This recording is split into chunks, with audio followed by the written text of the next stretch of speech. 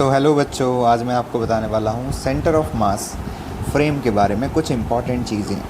ये important points आपको JEE main से लेके जेईई एडवांस तक के क्वेश्चन को क्रैक करने में हेल्प करते हैं। तो कुछ एक पॉइंट्स हैं, इनको अगर हम याद रखें तो हम बोल सकते हैं कि सेंटर ऑफ मास फ्रेम के साथ काम करना हमेशा ईजी रहता है हमारे लिए, और इसको कॉन्सेप्ट को, सेंटर ऑफ मास के कॉन्सेप्ट को अप्लाई करना थोड़ा ईजी रहता है।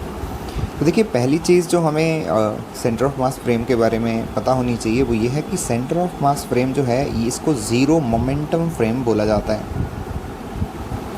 क्या बोला जाता है? इसको ज़ीरो मोमेंटम फ्रेम बोला जाता है। अब क्वेश्चन ये उठता है कि यार ज़ीरो मोमेंटम फ्रेम इसको क्यों बोलते हैं?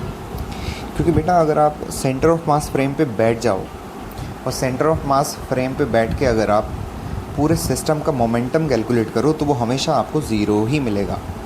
मान लो सिस्टम के अंदर 3 पार्टिकल हैं या 4 पार्टिकल हैं, तो पहले वाले पार्टिकल का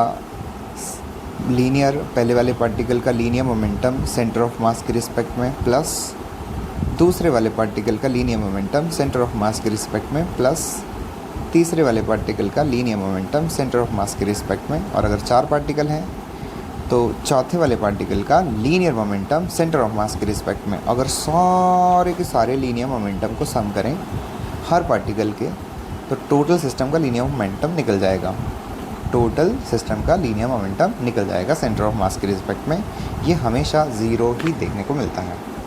अच्छा, एक तो ये बात होगी। अच्छा, दूसरी बात क्या है? ज़ीरो फोर्स फ्रेम भी इसको बोला जाता है। अब ज़ीरो फोर्स फ्रेम इसको क्यों बोलते हैं? क्योंकि अगर आप सेंटर ऑफ मास पे बैठ के पूरे सिस्टम पे लगने वाली सारी फोर्सेस का एडिशन करें तो वो हमेशा ज़ीरो आएगा। तो मान लीजिए हमारे पास 4 पार्टिकल हैं मेरे सिस्टम के अंदर, तो पहले वाले पार्टिकल के ऊपर लगने वाली फ़ोर्स सेंटर ऑफ मास के रिस्पेक्ट में प्लस दूसरे वाले पार्टिकल पे लगने वाली फ़ोर्स सेंटर ऑफ मास के रिस्पेक्ट में प्लस तीसरे वाले पार्टिकल पे लगने वाली फ़ोर्स सेंटर ऑफ मास के रिस्पेक्ट में प्लस चौथे पार्टिकल पे लगने वाली फोर्स सेंटर ऑफ मास के रिस्पेक्ट में। तो सारी की सारी फोर्सेस को ऐड किया सेंटर ऑफ मास के रिस्पेक्ट में, और ये आंसर भी हमेशा ज़ीरो ही देखने को मिलेगा। तो ये बहुत इंपॉर्टेंट कैरेक्टरिस्टिक है एक सेंटर ऑफ मास फ्रेम का। अच्छा, और भी बातें हैं क्या? बिल्कुल, और बातें हम करते हैं बच्चे 2 पार्टिकल सिस्टम के लिए। फिज़िक्स में हमें बहुत बार 2 पार्टिकल सिस्टम को एनालाइज करना पड़ता है सेंटर ऑफ मास की फ्रेम में। तो 2 पार्टिकल सिस्टम के लिए करूँगा मैं सारी बातें आगे, किसके रिस्पेक्ट में? सेंटर ऑफ मास के रिस्पेक्ट में।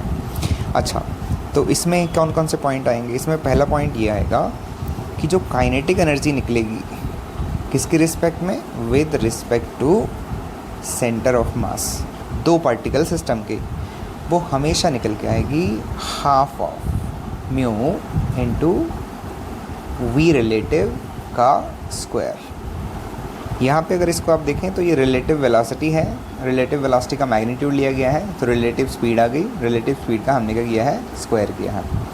और यहाँ पे जो म्यू है इसको बोला जाता है रिड्यूस मास, और इसकी जो वैल्यू है वो मैं यहाँ लिख देता हूँ। म्यू की जो वैल्यू होती है, म्यू को ऐसे लिखा जाता है, म्यू की वैल्यू होती है m1 m2 divided by m1 plus m2। तो ये काइनेटिक एनर्जी है। ध्यान रहे कि ये काइनेटिक एनर्जी किसके रिस्पेक्ट में है? ये kinetic energy centre of mass के रिस्पेक्ट में है, जो होगी half of mu into v relative का स्क्वायर 2 पार्टिकल सिस्टम के लिए। अच्छा, और क्या ऑब्जर्वेशन है इसके अंदर?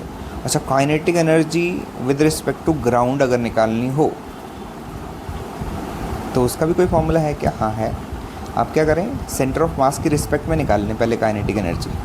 आपको बताइए काइनेटिक एनर्जी कितनी आएगी सेंटर ऑफ मास के रिस्पेक्ट में? Half of mu into v relative का मैग्नीट्यूड का स्क्वायर प्लस हाफ ऑफ, यहाँ पे आप पूरे के पूरे सिस्टम के मास को लिख दीजिए, और सेंटर ऑफ मास का जो स्पीड है उसका आपको यहाँ पे स्क्वायर करना पड़ेगा। तो इससे आपको ग्राउंड के रिस्पेक्ट में टोटल काइनेटिक एनर्जी मिल जाएगी सिस्टम की, है ना। ये फॉर्मूला भी हम लोग कुछ एडवांस क्वेश्चंस के लिए सॉल्व करते हैं, ठीक है। अच्छा, अब ना हम जब कोलिजन में जाते हैं, खास करके एडवांस के क्वेश्चंस में, है ना, एप्लीकेशंस इन कोलिजन, तो कोलिजन में भी कुछ सेंटर ऑफ मास फ्रेम के रिस्पेक्ट में ऑब्जर्वेशन देखने को मिलती हैं। एप्लीकेशन किसके अंदर? कोलिजन के अंदर। तो पहली क्या है? तो पहली में क्या है? इलास्टिक कोलिजन इन 1D की बात करता हूँ। इलास्टिक कोलिजन इन 1D। तो अगर मैं इलास्टिक कोलिशन 1D को देखूं किसकी रिस्पेक्ट में, सेंटर ऑफ मास की रिस्पेक्ट में, with respect to centre of mass बोलना ज़रूरी है, with respect to centre of mass. अगर इलास्टिक कोलिशन इन 1D देखूं मैं, हेड ऑन कोलिशन, तो उस केस में ये देखा गया है कि सेंटर ऑफ मास के रिस्पेक्ट में, मान लो ये पार्टिकल ऐसे चल रहा था पहले m1, और ये पार्टिकल मान लीजिए कुछ ऐसा चल रहा था। पहली बात तो सेंटर ऑफ मास के रिस्पेक्ट में, क्योंकि मोमेंटम ज़ीरो होता है तो दूसरे वाले को उल्टा ही चलना पड़ेगा। और मान लो ये कौन सी स्पीड चल रहा था, मान लीजिए u1 से चल रहा था u2 से। ध्यान रहे कि u1 किसके रिस्पेक्ट में है, सेंटर ऑफ मास के रिस्पेक्ट में m1 की स्पीड है, और u2 किसके रिस्पेक्ट में है, u2 भी सेंटर ऑफ मास के रिस्पेक्ट में है m2 मास की स्पीड। तो जो भी मैं ऑब्जर्वेशंस यहाँ पे कर रहा हूँ, ये पूरी ऑब्जर्वेशन ये सेंटर ऑफ मास की फ्रेम के रिस्पेक्ट में है। ये मोमेंटम ऑपोजिट क्यों आए हैं, क्योंकि सेंटर ऑफ मास के रिस्पेक्ट में नेट मोमेंटम ज़ीरो बनेगा। तो अगर एक इधर जा रहा होगा तो दूसरे को इधर जाना ही पड़ेगा। तो कोलिशन से पहले अगर ये पार्टिकल ऐसे मूव कर रहे हैं तो सेंटर ऑफ मास फ्रेम में, कोलिशन के बाद आपको चीज़ें कैसे देखने को मिलेंगी वो मैं आपको यहाँ से बताता हूँ। तो कोलिशन के बाद क्या होगा, ये m1 पार्टिकल सेम स्पीड से वापस चला जाएगा, और ये m2 पार्टिकल भी सेम स्पीड से जिससे ये आ रहा था, जिस स्पीड से ये आ रहा था उसी से ये वापस चला जाता है, और m1 जिस स्पीड से आ रहा था उसी से ये वापस चला जाता है। मतलब अपनी डायरेक्शन को बस रिवर्स कर लेता है और स्पीड में कोई चेंज नहीं रहते हैं। तो ये इलास्टिक कोलिशन में इसका एक इम्पॉर्टेंट पॉइंट है जो हमेशा वैलिड होता है। अच्छा, और भी है क्या यार? हाँ, 2D कोलिशन में भी है, इलास्टिक 2D कोलिशन में भी एक ऑब्जर्वेशन है। इलास्टिक 2D कोलिशन में किसके रिस्पेक्ट में भाई, with respect to centre of मास।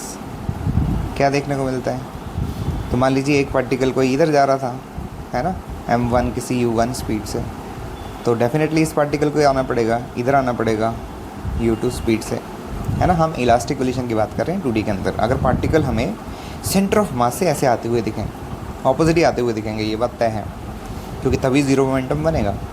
तो कोलिशन के बाद क्या होता है, कोलिशन के बाद एक चीज़ देखो, डायरेक्शन का नहीं पता कहाँ जाने वाले हैं ये, लेकिन एक चीज़ तय है, आपका जो मान लीजिए अगर m1, मान लीजिए अगर आपका m1 जो मास है अगर वो इधर गया तो m2 मास को इधर ही जाना पड़ेगा, इस डायरेक्शन में,